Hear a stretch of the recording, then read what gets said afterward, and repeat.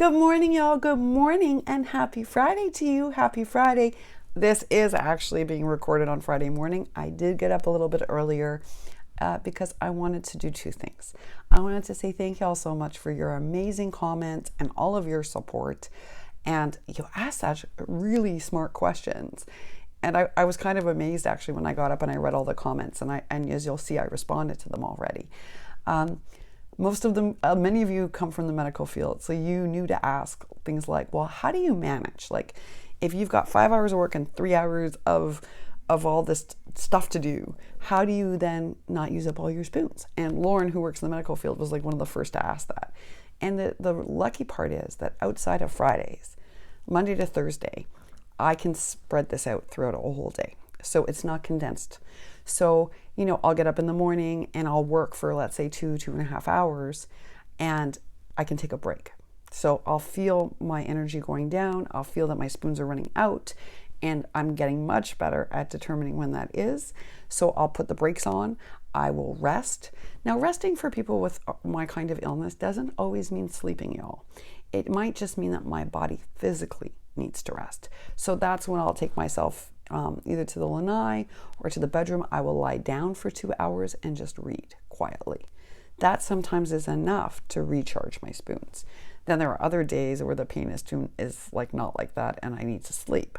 So I gauge it on a day-to-day basis, but except for Fridays, I have that flexibility. That's one of the great things about being an educator, is that a university educator, is that I'm able to sort of govern how I spread my time out.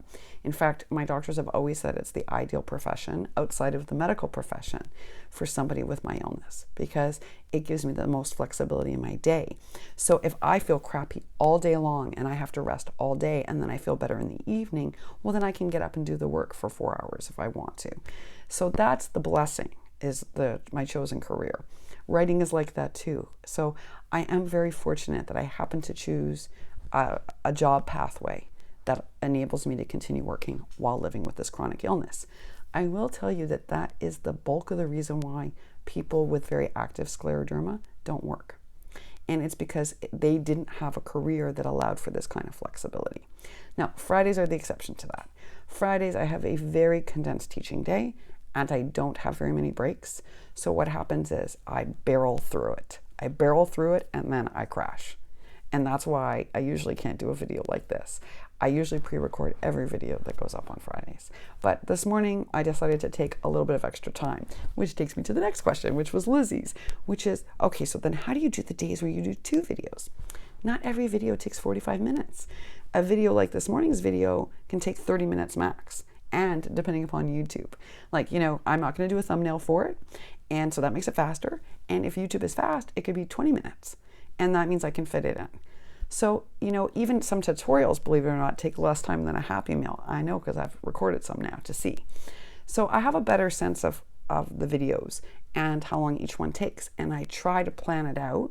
You saw last week I ran into some trouble, right? Because I didn't build in a cushion in my super tight schedule for things that I don't expect. And I have to remember that life is going to throw me some surprises, both good and bad. So, last week I had so many things that required extra time for me that it ate into all my time. And it was super frustrating because I hadn't planned for it. But then I also got a blessing this week because my doctor canceled my appointment. So that gave me an extra hour. So, it's an ebb and flow thing, y'all. Barbara Ford, who's also in the medical field, said, and you were thinking of doing a second channel? Yes, but I was only going to do uploads once a week. That was what I said from the beginning because I knew I couldn't handle more than that. I'm a super determined person, y'all. Super determined. And, there are a couple of people that I'm friends with on here who live with different things. And we always like to say we wish we had 28 hours in the day because we're built like that. Before I had autoimmune disease, y'all, I was a whirlwind of energy and a whirlwind of activity. And I'm still sort of like that until the spoons drop. And then I realize it and I put the brakes on. I used to fight it, so I still have a little internal thing that wants to, but I've learned in this last round that can be really dangerous. So I'm better at listening to my body. I'm better at respecting when it says, sorry, enough is enough. Now we need a break. And if I respect that, if I honor my body that way, then I can achieve everything I'm achieving. Unfortunately, it is slower this term for y'all, just because I'm teaching more. So when I have such a high teaching load, or I'm busy teaching and writing, that does eat into my other available time. But I'm so glad the hubby was right. I'm glad this was useful for you to know. I think his suggestion about real time was smart, because it gave you an understanding of really what the day is like. My poor mom texted me last night and she said, do not call me today, because she was like, okay, take a break. But I like talking to my mom, and I like talking to Pat, and I like chatting with my friends. Sometimes I have to forego things just because if the day gets away from me, if there is an unforeseen task, sometimes I have to cut that out, because that's all I can cut out, right? It's so tight. But thank you all so much, and thanks for your encouragement too, and really, I appreciate it so much. Maybe this is really great for everybody, because every person approaches a chronic illness a different way, right? No illness is like snowflakes. They're all very unique and different, and we all handle them differently. But maybe this gives you a perspective, so that, if unfortunately one of your friends or family members becomes diagnosed with something that's chronic, and by chronic I mean like something that's never going to go away or is a long-term illness, this will help you better understand how hard it is to juggle. And, I know recently I've got several friends who've been recently diagnosed with conditions, and it's really hard at the beginning. Don't forget, I'm over 10 years at this. I'm practiced, and I still get frustrated, y'all. Look at last week, I was like, right? I needed like 2 days to process it. I was so frustrated. And I have over 10 years practice. Imagine what it's like for someone who is just diagnosed, who has lived a normal life their whole life, and then boom, they wake up one day and they have no energy. And I know that it's really hard. If you don't live with something like this, it might be hard to know what I mean by no energy. I don't mean, oh, I'm tired. I don't mean, oh, I'm exhausted. I mean, like, I'm shaking because my body can't handle it anymore. And it doesn't really happen overnight. It happens incrementally, but it feels like it happens overnight. And anyone newly diagnosed goes through such a hard time, y'all, because they're used to being energetic, and the people around them start to think like, are they lazy?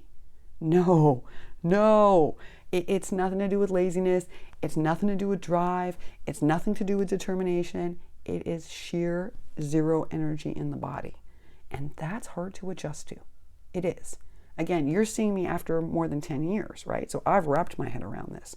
But anyone who is newly diagnosed with any chronic illness, we got to give them a wide berth, y'all, and tons of support, because they're adjusting to it, and the people around them are going to take a little while to understand that it's not feeling sad, that it's not that they don't want to do stuff, it's that they're learning when they can do stuff. And they're going to mess up and have horribly frustrating days, I promise y'all. And that's common to everything. Doesn't matter what chronic illness you have. Even each person's response to it will be different. But what is common to everybody with a chronic long-term illness is that adjustment is so tough, y'all. Anyway, y'all, I just want to say thanks again for all your support. Thank you for all your comments. I do have pre-recorded videos up for Happy Meal for this afternoon and for this evening, and I hope you enjoy those. And I will see y'all tomorrow. I hope you have a great weekend, y'all. Have a wonderful Friday, and I'll see you later. Bye for now.